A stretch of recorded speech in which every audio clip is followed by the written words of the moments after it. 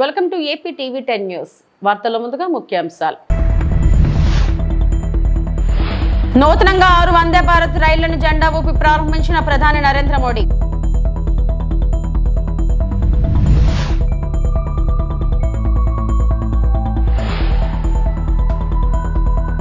Renewable energy investors meet and expo సదస్సును ప్రారంభించిన ప్రధాని నరేంద్ర మోడీ.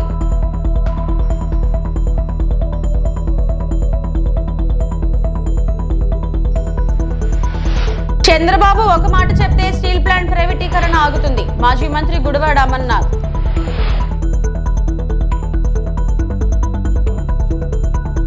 గుజరాత్ లో renewable energy investors meet 2024 renewable energy investors meet and expo సదస్సును ప్రారంభించిన ప్రధాని Modi.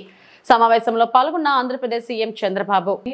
In the room, while our Honorable Prime Minister and other dignitaries leave this room, the Honorable Prime Minister of India, Shri Narendra Modi ji, to please address the gathering and share his vision on the occasion. Ladies and gentlemen, the Honorable Prime Minister of India, Shri Narendra Modi ji.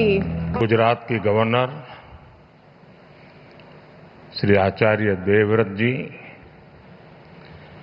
Gujarat के मुख्यमंत्री श्रीमान भूपेंद्र भाई पटेल, आंध्र प्रदेश के मुख्यमंत्री श्रीमान चंद्रबाबू नायडू जी, राजस्थान के मुख्यमंत्री श्रीमान भजनलाल शर्मा जी, मध्य प्रदेश के मुख्यमंत्री श्रीमान मोहन यादव जी, छत्तीसगढ़ के मुख्यमंत्री जी भी यहां देख रहा हूं मैं, गोवा के मुख्यमंत्री दिखाई दे रहे हैं और कई राज्यों के ऊर्जा मंत्री भी मुझे नजर आ रहे हैं। उसी प्रकार से विदेश के मेहमान जर्मनी की इकोनॉमिक कोऑपरेशन मिनिस्टर, डेनमार्क के इंडस्ट्री बिजनेस मिनिस्टर, मंत्रिमंडल के मेरे साथी प्रहलाद जोशी, श्रीपद नाइक जी और दुनिया के कई देशों से आए हुए सभी डेलीगेट्स, देवी और सज्जनों, भारतीयों को ही नहीं बल्कि पूरी दुनिया को लगता है कि भारत 21st सेंचुरी की बेस्ट बेट है। आप देखिए, इस महीने की शुरुआत में ही ग्लोबल फिनटेक फेस्ट का आयोजन हुआ। इसके बाद फर्स्ट सोलर इंटरनेशनल फेस्टिवल में दुनिया भर से लोग शामिल हुए। फिर ग्लोबल सेमीकंडक्टर समिट में दुनिया के कोने कोने से लोग भारत आए। इसी दौरान भारत ने सिविल एविएशन पर एशिया पैसिफिक मिनिस्ट्रियल कॉन्फ्रेंस के आयोजन का दायित्व निभाया और अब आज यहां हम ग्रीन एनर्जी के फ्यूचर पर चर्चा के लिए जुटे हैं। फ्रेंड्स, मेरे लिए ये बहुत सुखद संयोग है कि गुजरात की जिस धरती पर श्वेत क्रांति, मिल्क रिवॉल्यूशन का उदय हुआ। Welcome to VVB9 news. ప్రధానమంత్రి నరేంద్ర మోడీ నూతనంగా 6 వందే భారత్ రైళ్లను జెండా ఊపి ప్రారంభించారు. ఈ రైళ్లు టాటానగర్ పాట్నా, బ్రహ్మపూర్ టాటానగర్, రూర్కెలా హౌరా, డియోగర్ వారణాసి, బాగల్పూర్ హౌరా, గయా హౌరా వంటి 6 కొత్త మార్గాలలో ప్రయాణికులకు సేవలు అందించనున్నాయి.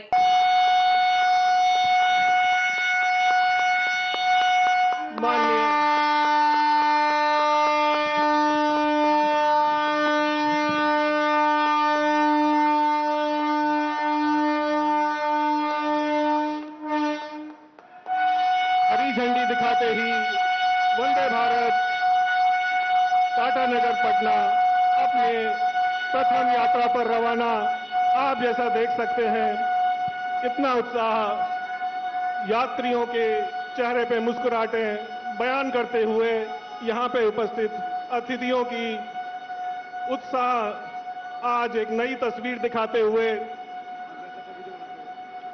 अंदर से बच्चे लोग, यात्री वीडियो बना रहे हैं इस ऐतिहासिक पल का, इस ऐतिहासिक क्षण का, जिसका साक्षी हो रहे हैं।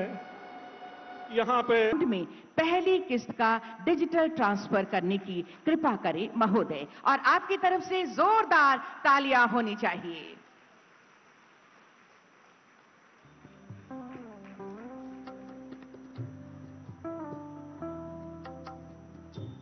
పశ్చిమ గోదావరి జిల్లా పాలకొల్లు మండలం దగ్గులూరు గ్రామ సాయిబాబా ఆలయ సమీప ప్రాంతంలో నూతనంగా నిర్మించిన శ్రీ బసవేశ్వరుల విగ్రహ ఆవిష్కరణ కార్యక్రమంలో మంత్రి నిమ్మల రామానాయుడు పాల్గొన్నారు.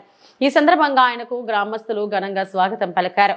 ఈ సందర్భంగా మంత్రి రామానాయుడు మాట్లాడుతూ రాబోయే కాలంలో బసవేశ్వరుల విగ్రహ ఏర్పాటుతో దగ్గులూరు గ్రామం మహాపుణ్యక్షేత్రంగా విరాజిల్లుతుందన్నారు.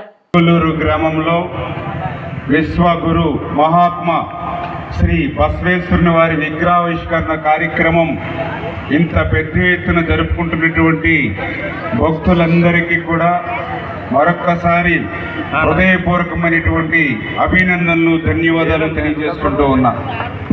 ఎందుకంటే ఇప్పుడే ఆధ్యాత్మిక గురువులు చెప్పినట్లుగా పురాణాల్లో మరి బసవ పురాణం అనేది అత్యంత ప్రాధాన్యత, ప్రాముఖ్యతతో తెలుగులో రచించబడినటువంటి పురాణాల్లో ఒకటిగా మనందరికీ తెలిసినటువంటి పరిస్థితి. మరి ఎక్కడెక్కడో ఉన్నటువంటి బసవేశ్వరుని మరి యొక్క విగ్రహం ఈరోజు మన ప్రాంతంలో ఉండడం, అది కూడా ఈ యొక్క నేషనల్ హైవేకి మరి ఉన్నటువంటి ప్రాంతంలో ఎంతో మంది భక్తులకి మరి ఇది ఒక భవిష్యత్తులో ఒక బృహత్తరంగా ఒక పుణ్యక్షేత్రంగా వెళ్ళే విధంగా తీసుకోవడం అనేది కూడా చాలా సంతోషం అని చెప్పి తెలియజేసుకుంటూ, ఆ యొక్క విశ్వగురు బసవేశ్వరుని యొక్క ఆశీస్సులు, ఆయన యొక్క దీవెనలు మనందరికీ కూడా చల్లగా మనందరం కూడా ఉండేటువంటి విధంగా ఉండాలని, మీరందరూ కూడా ఆయన యొక్క దీవెనలతో, ఆశీస్సులతో నిండు నూరేళ్లు ఆయురారికి ఐశ్వర్య ఆనందోత్సాహాలతో, ముఖ్యంగా పాడి పంటలతో కరువు కటాక్షాలు లేకుండా వర్ధిల్లాలని చెప్పి మనస్ఫూర్తిగా మీ అందరి తరఫున కూడా ఆ బసవేశ్వరుని నేను కూడా కోరి సిమెంట్ రోడ్డు పనులను ప్రారంభించిన మంత్రి రామానాయుడు పాలకొల్లు పట్టణ 22వ వార్డ్ శెట్టిపల్లి వారి పేటలో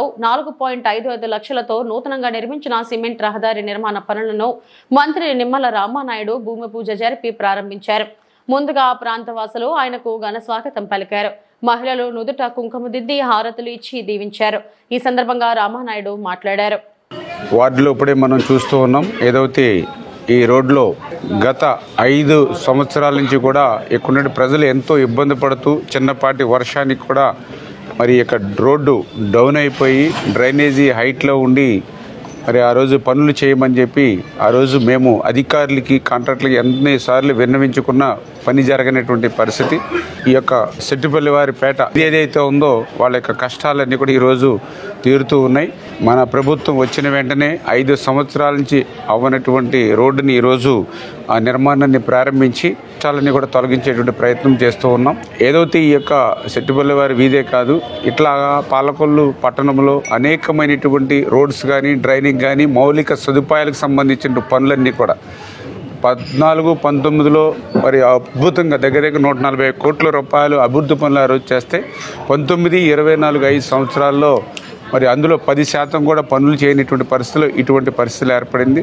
మళ్ళీ ఈరోజు మీ అందరి ఆశీర్వాదంతో వచ్చినటువంటి ప్రజాప్రభుత్వం ఈ పనులన్నింటినీ కూడా 1 by 1 ఒక్కొక్కటి, ఎందుకంటే నిధుల సమస్య ఉన్నప్పటికీ కూడా ప్రజల యొక్క మౌలిక వసతులు తీర్చేటువంటి విధంగా మేము పనులు చేస్తాము. అందుకు ఉదాహరణ ఈ రోడ్డు ప్రారంభోత్సవం అని చెప్పి తెలియజేసుకుంటూ, అదేవిధంగా మొన్న కూడా మీరు చూశారు, ఏదైతే పాలకొల్లు మరి పట్టణానికి సంబంధించి ఏ మాత్రం వర్షం వచ్చినా కూడా అక్కడ బస్ స్టాండ్ దగ్గర నుంచి, బ్రాడీపేట దగ్గర నుంచి, హౌసింగ్ బోర్డు దగ్గర నుంచి ఇట్లా అన్ని దగ్గర ఒక 10-12 వార్డులు నీటిన ములిగేటువంటి పరిస్థితి.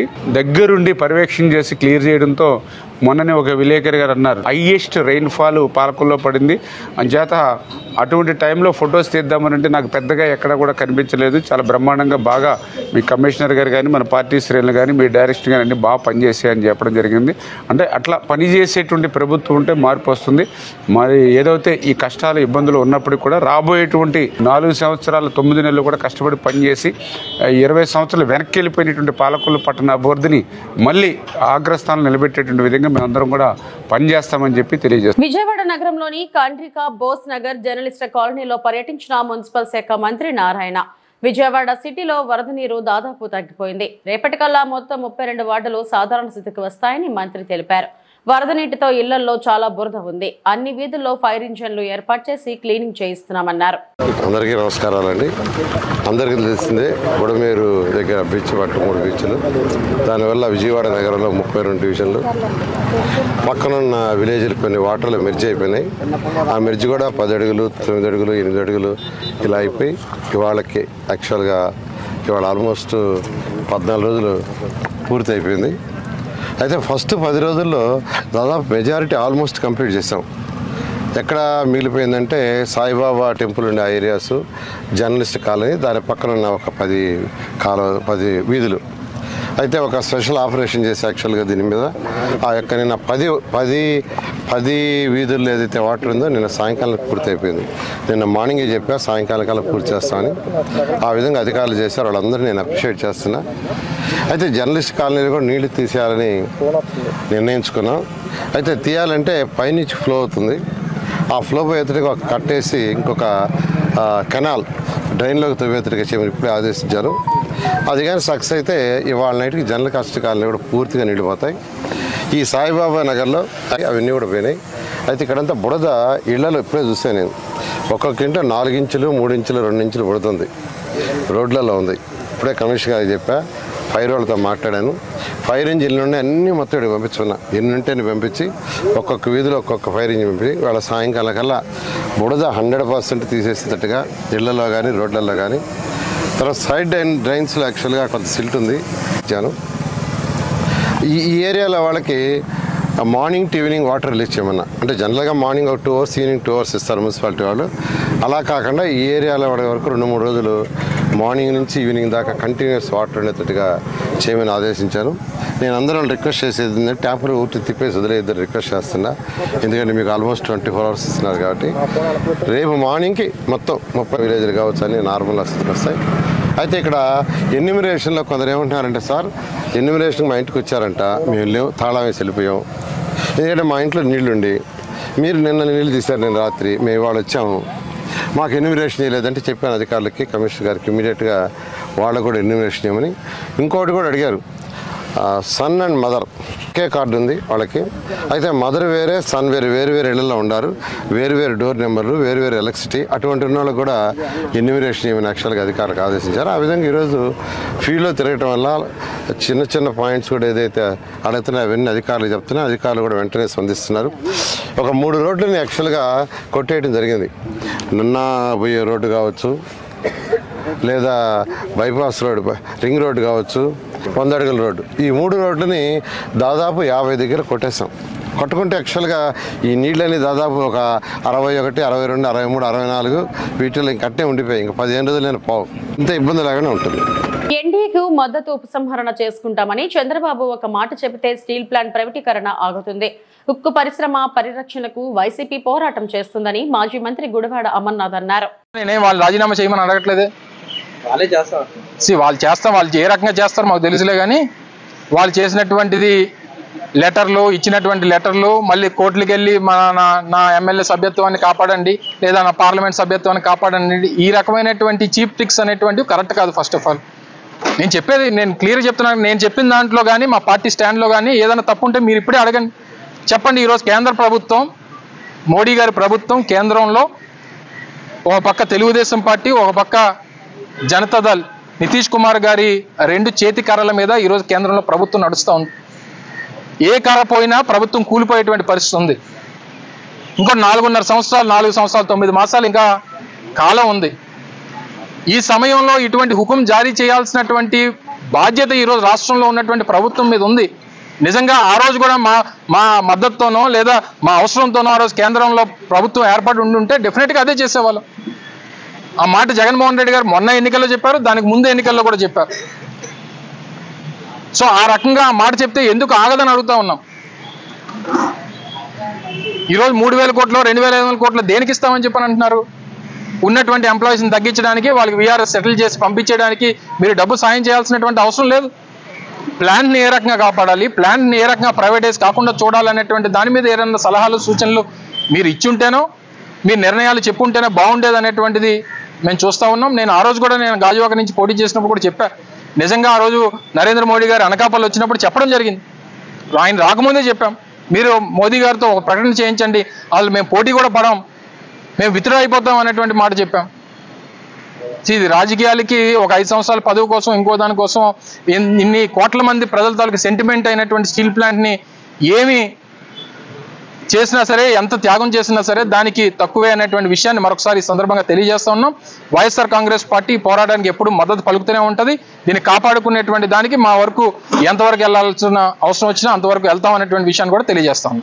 విశాఖ స్టీల్ ప్లాంట్ కేవలం ఉత్తరాంధ్ర విశాఖ ప్రాంతానికే కాకుండా మొత్తం రాష్ట్రానికి సంబంధించిన అంశమని, అది రాష్ట్ర సెంటిమెంట్ తో ముడిపడి ఉందని, 32 మంది బలిదానాలతో స్టీల్ ప్లాంట్ ఏర్పడిందని మండలి విపక్ష నేత బొత్స సత్యనారాయణ స్పష్టం చేశారు. తెన్నేటి విశ్వనాథం వంటి నాయకులు స్టీల్ ప్లాంట్ కోసం ఎంతో కృషి చేశారన్న ఆయన, ఆ ప్లాంట్ కోసం రైతులు 32,000 ఎకరాలు ఇచ్చారని గుర్తు చేశారు. అంత ప్రాధాన్యత ఉన్న స్టీల్ ప్లాంట్ ను 2008లో వైఎస్ఆర్ సీఎంగా ఉన్నప్పుడు, ప్రధానిగా మన్మోహన్ సింగ్ ఉన్నప్పుడు సుమారు 11,000 కోట్లతో కంపెనీని విస్తరించారని బొత్స చెప్పారు. విశాఖపట్నం క్యాంప్ ఆఫీసులో మండలి విపక్ష నేత బొత్స సత్యనారాయణ మీడియాతో మాట్లాడారు. దాంట్లో పరిశ్రమని ఆనాటి ముఖ్యమంత్రి రాజశేఖర రెడ్డి గారి హయాంలో 2008వ సంవత్సరంలో దేశ ప్రధానిగా మన్మోహన్ సింగ్ గారు ఉన్న నేపథ్యం ఉన్న సందర్భంలో పరిశ్రమకి మళ్ళీ ఎక్స్పాన్షన్ చేసి సుమారు 11,000 కోట్ల రూపాయలు దానికోసం మళ్ళీ కేంద్ర ప్రభుత్వం దానికి వెచ్చించి దాన్ని ఎక్స్పాన్షన్ చేసిన సందర్భాన్ని కూడా ఒకసారి మనం గుర్తు చేసుకోవాలి. ఎందుకంటే ఆ రోజు ముఖ్యమంత్రి రాజశేఖర రెడ్డి గారు మన్మోహన్ సింగ్ గారు శంకుస్థాపన చేసిన నేపథ్యంలో నేను కూడా ఆయన రాజశేఖర రెడ్డి మంత్రివర్గంలో మంత్రిగా ఉన్న నేపథ్యాన్ని మళ్ళీ ఒకసారి గుర్తొచ్చి మళ్ళీ మీకు ఈ సందర్భంగా నేను చెప్తున్నాను. అటువంటి ఈ పరిశ్రమని ఈ ఎన్డీఏ ప్రభుత్వం కేంద్రంలో వచ్చిన తర్వాత వచ్చిన దగ్గర నుంచి కూడా దీంట్లో బాలెన్స్లు దీనికి ప్రారంభమయ్యాయి. దీన్ని ప్రైవేటైజేషన్ చేద్దామని, ప్రైవేట్కి అమ్మేయాలని అంచెలంచెలుగా మరి ప్లాంట్ని దాని తాలూకా సామర్థ్యాన్ని తగ్గించుకుంటూ చేస్తూ వస్తూ ఉంటున్న సందర్భాన్ని కూడా ఒకసారి ఆలోచన చేస్తే ఒకరి మీద ఒకరిని ఆడిపోసుకోవడమో లేకపోతే వేలెత్తి చుమ్మెట్టుకోవడమో కాదు ఈ సందర్భం. జరిగిన నేపథ్యాన్ని ఒకసారి మనం పేరీజ్ వేసుకుంటూ ఆ రోజు జరుగుతున్న పరిస్థితుల్లో అప్పుడు ప్రభుత్వాలు ఏ విధంగా ప్లాన్ని ఆపుకొని పరిస్థితులు తీసుకొచ్చాయని కూడా ఒకసారి మనం చేసుకోవాలి. గత ప్రభుత్వంలో కూడా ఈ ప్రతిపాదనలు వచ్చినాయి, గత ప్రభుత్వంలో కూడా ఈ కార్యక్రమాలు వచ్చినాయి. అప్పుడు ముఖ్యమంత్రిగా అప్పుడు మా ప్రభుత్వంలో కూడా సాక్షాత్తు విశాఖపట్నంలో ప్రధానమంత్రి వచ్చినప్పుడు ఆయన చెప్పడమే కాకుండా ప్రైవేటీకరణకి మేము వ్యతిరేకమంటూ స్టాండ్ తీసుకుని సాక్షాత్తు ముఖ్యమంత్రి గారు ఆనాటి ముఖ్యమంత్రి గారే విశాఖపట్నం వచ్చినప్పుడు ఇక్కడున్న కార్మిక సంఘాలతో సమావేశం ఏర్పాటు చేసి వాళ్ళు నిర్ణయం మేరకే కేంద్రానికి లేఖ రాయడమే కాకుండా మా తాలూకా స్టాండ్ని కూడా చెప్పిన సందర్భాన్ని మనం గుర్తు చేస్తున్నాం. వాళ్ళు చేసిన ప్రతి ఉద్యమంలోనూ కూడా మేము పాల్గొన్నాం, ఆ కార్యక్రమాలు చేస్తాం. రాష్ట్రంలో వైద్య ఆరోగ్య రంగంలో విప్లవాత్మక మార్పులు తేవడంతో పాటు ఒకేసారి 17 మెడికల్ కాలేజీల నిర్మాణం మొదలుపెట్టి అందులో గత ఏడాది 5 కాలేజీలు ఏర్పాటు చేసిన ఘనత గత ప్రభుత్వం హయాంలో సీఎం వైఎస్ జగన్ది అని అనపర్తి మాజీ ఎమ్మెల్యే డాక్టర్ సత్తి సూర్యనారాయణ రెడ్డి వెల్లడించారు. మళ్ళీ వైఎస్ జగన్ సీఎం అయి ఉంటే ఈ ఏడాది కూడా మరో 5 మెడికల్ కాలేజీలు అందుబాటులోకి వచ్చి ఉండేవని, కానీ కూటమి ప్రభుత్వం నిర్వాహకం వల్ల అది జరగలేదని ఆయన ఆక్షేపించారు. తూర్పుగోదావరి జిల్లా అనపర్తిలో మాజీ ఎమ్మెల్యే డాక్టర్ సత్తి సూర్యనారాయణ రెడ్డి మీడియాతో మాట్లాడారు. పులివెందుల మెడికల్ కాలేజీకి ఈ ఏడాది 50 ఎంబీబీఎస్ సీట్లు అనుమతిస్తున్నట్లు జాతీయ వైద్య కమిషన్ వెల్లడిస్తే అవి వద్దంటూ ప్రభుత్వం లేఖ రాయడాన్ని ఆయన తీవ్రంగా తప్పుపట్టారు. కేవలం జగన్ గారికి మంచి పేరు వస్తుందన్న అక్కసుతోనే చంద్రబాబు ఈ పని చేశారని దుయ్యబట్టారు. రానున్న రోజుల్లో మరో 7 మెడికల్ కాలేజీలు మళ్ళీ స్టార్ట్ అవ్వాలి. ఆల్రెడీ శంకుస్థాపన శాంక్షన్లు అన్నీ కూడా రావడం జరిగింది. కానీ అవి కూడా ఈ రానున్న రోజుల్లో ఈ ప్రభుత్వం చంద్రబాబు నాయుడు గారి ఆధ్వర్యంలో ఉన్నటువంటి ఈ కూటమి ప్రభుత్వం ప్రైవేట్కి అంటే ప్రైవేట్ మేనేజ్మెంట్కి కట్టబెట్టే విధంగా వాళ్ళు ఆలోచన చేస్తున్నారంటే పేద ప్రజలకు ముఖ్యంగా పేద విద్యార్థులకు ఈ వైద్య విద్య అందని ద్రాక్షగానే మిగిలిపోయే విధంగా ఉంది. అప్పుడు వీళ్ళు ప్రతిపక్షంలో ఉండగా మరి జగన్మోహన్ రెడ్డి గారు ఏమైతే ఈ మెడికల్ కాలేజీలు స్టార్ట్ చేశారో ఇందులో కొన్ని సీట్లు ఎన్ఆర్ఐ కోటా అని అదేవిధంగా మేనేజ్మెంట్ కోటా కింద ఇచ్చి వాళ్ళు స్వయం సమృద్ధి అంటే సెల్ఫ్ సఫిషియెంట్ మేనేజ్మెంట్కి ఏ రకంగానూ ఇబ్బంది లేకుండా ఫైనాన్షియల్గా ఇబ్బంది రాకుండా ఏ మెడికల్ కాలేజీకి ఉండే విధంగా వారు జీవేస్తే మేము అధికారంలోకి వచ్చిన తర్వాత ఆ జీవోను రద్దు చేస్తామని ఎలక్షన్ ముందు మరి చాలా వాగ్దానాలు చేశారు. మొత్తం అన్ని సీట్లు కూడా పేద ప్రజలకే వచ్చేలా చేస్తాం. మరి ఈ రోజున అందులో ఒక్కటి కూడా పేద విద్యార్థికి రాకుండా మొత్తం వీళ్ళందరికీ కూడా గుండు సున్నా చుట్టే విధంగా ఈ తెలుగుదేశం ప్రభుత్వం ఈ కూటమి ప్రభుత్వం మరి ప్రయత్నం చేస్తుంది. అంటే జగన్మోహన్ రెడ్డి గారి ఆధ్వర్యంలో ఏమైతే మరి మారుమూల గ్రామాల్లో కూడా వైద్యం అందించాలన్న ఉద్దేశంతో ప్రతి గ్రామంలోనూ కూడా హెల్త్ క్లినిక్ పిహెచ్సి ప్రతి మండలానికి కూడా 2 ఉండాలని గతంలో 30 పడకల ఆసుపత్రిగా ఉన్న హాస్పిటల్ అన్నీ కూడా ఉదాహరణకు మా అనపర్తి లాంటి ప్రాంతంలో కూడా దాన్ని 100 పడకల ఆసుపత్రిగా డెవలప్ చేయడమే కాకుండా మాకు సుమారు 13.5 కోట్ల రూపాయలు మరి ప్రభుత్వం నుంచి గ్రాంట్ ఇవ్వడమే కాకుండా మరి ఆల్రెడీ కన్స్ట్రక్షన్ కూడా స్టార్ట్ అయింది. అంతేకాకుండా 23 మంది స్పెషలిస్ట్ వైద్యులను కూడా అనపర్తి మరి 100 ఎన్టీఆర్ జిల్లా Jaggayyapeta municipal chairperson Raghavendra party మారటంతో తీవ్రంగా ఖండించిన మున్సిపల్ కౌన్సిలర్ మనోహర్. జగ్గైపేట పట్టణంలో కన్నతల్లి లాంటి పార్టీని మార్చిన జగ్గైపేట మున్సిపల్ చైర్పర్సన్ రంగాపురం రాఘవేంద్రరావు వైసీపీ నుండి టీడీపీలో చేరడాన్ని ఖండించిన వైసీపీ 5వ వార్డు కౌన్సిలర్ మనోహర్. అసలు రాఘవేంద్ర ఎవరో జగ్గైపేట నియోజకవర్గం ప్రజలకు తెలియదు. అలా తెలియపరిచి రాఘవేంద్రకు రాజకీయ వైభోగం అందించిన జగ్గైపేట మాజీ శాసనసభ్యులు సామినేని ఉదయభాను. అలాంటి భానుని నమ్మించి మోసం చేసి ఇలా పార్టీలు మార్చే వ్యక్తులను నమ్మక ద్రోహం చేయటం అంటారు. ఇది హేయమైన చర్య. అసలు మీరు వైసీపీ పార్టీ ఫ్యాన్ గుర్తుపై గెలిచి తెలుగుదేశం పార్టీలో చేరినప్పుడు వైసీపీ ద్వారా పొందిన కౌన్సిలర్ పదవికి చైర్మన్ పదవికి రాజీనామా చేసి పార్టీని మారాలని సూచించారు. ఈ రోజున జగ్గైపేట మున్సిపల్ చైర్మన్గా వైఎస్ఆర్ కాంగ్రెస్ పార్టీ ఫ్యాన్ గుర్తు మీద గెలిచి జగన్మోహన్ రెడ్డి గారి ఆదేశాలతో జగ్గైపేట మాజీ ఎమ్మెల్యే సామినేని ఉదయభాను గారి సహకారంతో మున్సిపల్ చైర్మన్గా రంగాపురం రాఘవేంద్ర గారు గెలవడం జరిగింది. మేమందరం కూడా 17 మంది పాలకవర్గ సభ్యులుగా వైఎస్ఆర్ కాంగ్రెస్ పార్టీ తరఫున గత ప్రభుత్వంలో జగ్గైపేటలో 30 కోట్ల రూపాయల అభివృద్ధి కార్యక్రమాలను చేయడం జరిగింది. ఇవన్నీ కూడా రాఘవేంద్ర గారికి తెలుసు. మరి ఈరోజు ఆయన పార్టీ మారాలని నిర్ణయం తీసుకున్నప్పుడు జగన్మోహన్ రెడ్డి గారిని వ్యక్తిగతంగా విమర్శించటం, ఆయన అడ్డగోలుగా మాట్లాడుతున్నారంటాం, వరదల్లో 74 సంవత్సరాలు వయసు కలిగినటువంటి చంద్రబాబు నాయుడు గారు బాగా పనిచేస్తున్నారు, ఆయన పనితీరు బాగుందంటాం హాస్యంగా ఉంది. ఇది ఒక హేయమైన చర్య, నీతివంతమైన చర్య కాదు. ఎందుకంటే పార్టీలు మారటం రాజకీయాల్లో సరైన పద్ధతి కాదని ఇప్పుడు అన్ని రకాల పార్టీలు కూడా విశ్లేషణలు చేస్తూ ఉన్నాయి. మరి మన జగ్గైపేటలో చదువుకున్న వ్యక్తి అయి ఉండి రంగాపురం రాఘవేంద్ర గారు ఈ విధంగా ఏ ప్రజలైతే ఏ వార్డు ప్రజలైతే ఉదయభాను గారి సహకారంతో జగన్మోహన్ రెడ్డి గారి ఫ్యాన్ గుర్తు మీద మీకు అవకాశం ఇచ్చి ఓట్లేసి గెలిపించారో ఆ ప్రజలకు ఏ రోజైనా మీరు నేను పార్టీ మారుతున్నానని చెప్పారా? ఆ వార్డులో ప్రజల అంగీకారం ఉందా? మీరు ఏ రకంగా మాట్లాడుతున్నారో మీకు అర్థమవుతుందా? జగన్మోహన్ రెడ్డి గారిని వ్యక్తిగతంగా విమర్శించటం, అలాగే ఆయన రాజధాని ముడిముక్కలుగా చేశారని విమర్శించటం, గతంలో చేసిన సంక్షేమాలు అన్నీ పోయినాయి. మీ నోటితోనే మీరు జగన్ గారు మంచి నాయకుడని, గాంధీ గారి తర్వాత అంతటి వ్యక్తి అని, మరి తర్వాత ఏదైనా స్కూల్లో ప్రోగ్రామ్స్ కానీ అవి కానీ జరిగితే జగన్మామ జగన్మామ అని చెప్పేసి మీరు కూడా పాటలు పాడినటువంటి సందర్భం కూడా ఉంది. అవన్నీ మర్చిపోయారా మీరు? నిజంగా మీకు చిత్తశుద్ధి ఉంటే, మీకు నిజాయితీ ఉండి ఈ ప్రభుత్వం పనితీరు బాగుందని మీకు అనిపిస్తే ఈరోజు చైర్మన్గా మీరు వైఎస్ఆర్ కాంగ్రెస్ పార్టీకి రాజీనామా చేసి మీరు మళ్ళీ ఎన్నికల్లో పోటీ చేయాలి. చైర్మన్ పదవికి, వార్డు కౌన్సిలర్ పదవికి మీరు రాజీనామా చేసి ఎవరైతే మీతో పాటు మున్సిపల్ కౌన్సిలర్లుగా తెలుగుదేశం పార్టీలో జాయిన్ అవుతున్నారో మీరందరూ కూడా రాజీనామా చేసి ఫ్యాన్ గుర్తు మీద తీసుకున్నటువంటి ఈ పదవుల్ని మీరు వదిలేసి మీరు ఎన్నికలకు వెళ్లాల్సిందిగా నేను సూచిస్తా ఉన్నాను.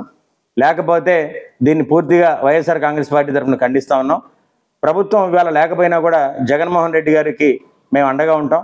వైఎస్ఆర్ కాంగ్రెస్ పార్టీ తరఫున వారికి మన ఉదయభాను గారికి కానివ్వండి, జగన్మోహన్ రెడ్డి గారికి కానివ్వండి, మేమంతా కూడా కట్టుబడి ఉంటాం.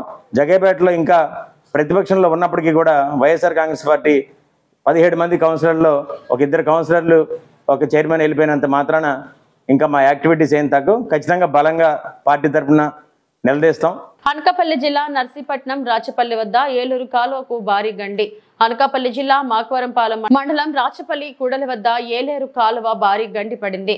గతంలో పలుమార్లు గండి పడగా అదే చోటే ఆదివారం ఉదయం 6 గంటల సమయంలో భారీ గండి పడి నీరంతా పక్కనే ఉన్న జాగరాల గడ్డలోకి పోతుంది. ఈ నీటితో జీ కోడూరు నగరం వరి పొలాలకు ప్రమాదం పొంచి ఉందని రైతులు ఆందోళన వ్యక్తం చేస్తున్నారు.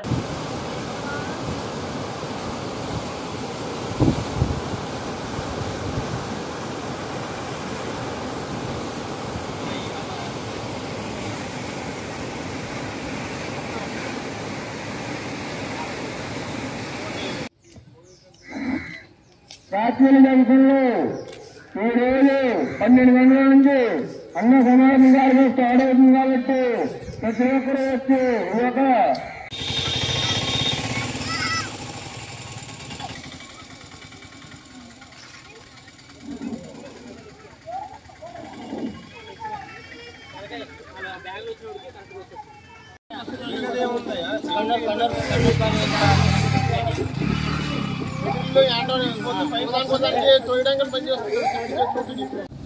అల్లిమాను మామూలు పాక దగ్గరకు వచ్చేటప్పుడు కొంచెం కన్నం పడిందండి.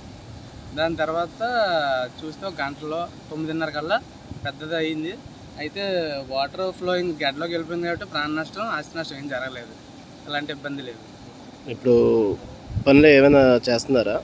ఇరిగేషన్ వాళ్ళు వచ్చారు, తర్వాత ఎంఆర్ఓ ఆఫీస్ నుంచి విఆర్ఓ గారు వచ్చారు, పనులు మొదలు పెట్టారు. జీవీఎంసీ వాళ్ళు వచ్చి పనులు మొదలు పెట్టారు.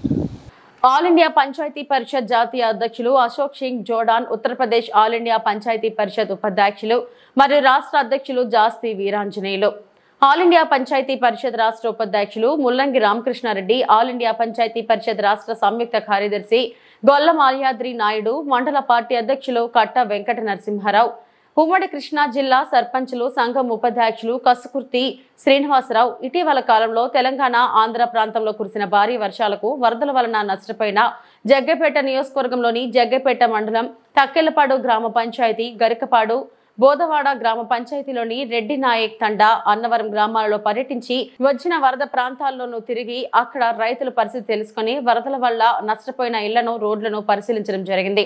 ఈ ప్రాంతంలో ప్రైవేట్ ఆస్తులు మరియు ప్రభుత్వం ఆస్తులు కోట్లాది రూపాయలు నష్టం వాటిల్లినట్టు అంచనా వేయడం జరిగింది.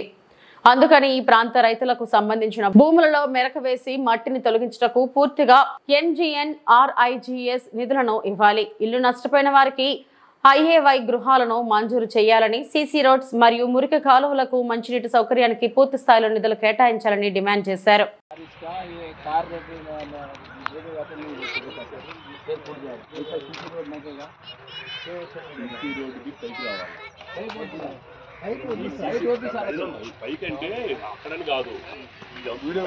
మా వీడియో తీస్తున్నా.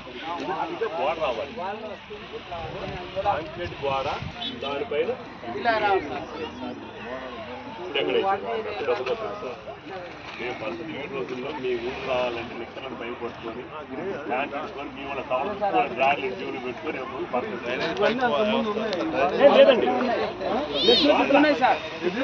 రాళ్ళు ఉన్నాయి, మొత్తం బుడిపేశారు, రోడ్ పోయించారు. దాని తర్వాత ఇంకా వరద వచ్చి మొత్తం కొట్టపోయింది. ఇక్కడ లేవండి మనం ఉన్న ప్లేస్ రాళ్ళు లేవు. పశ్చిమ గోదావరి జిల్లా నర్సాపురం మండలం తూర్పు తాళ్ల గ్రామంలో భారీ చోరీ జరిగింది.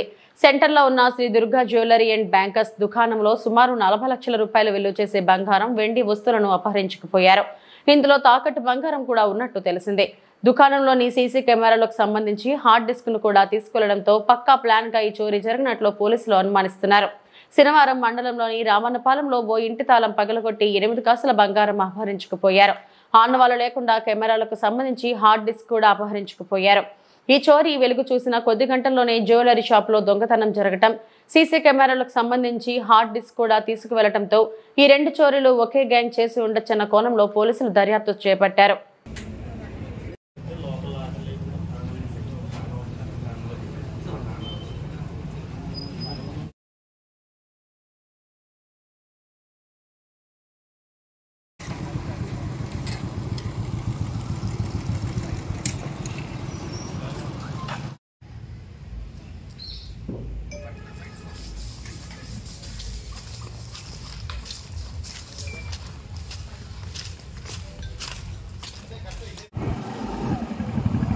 ట్రై చేసాడు అయితే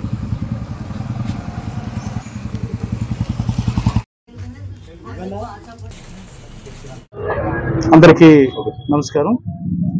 ఈరోజు ఈ తూర్పుతాళ్ళు పంచాయతీ చెందిన విజయసాయి బ్యాంకర్స్, దుర్గా బ్యాంకర్స్ అంటారు.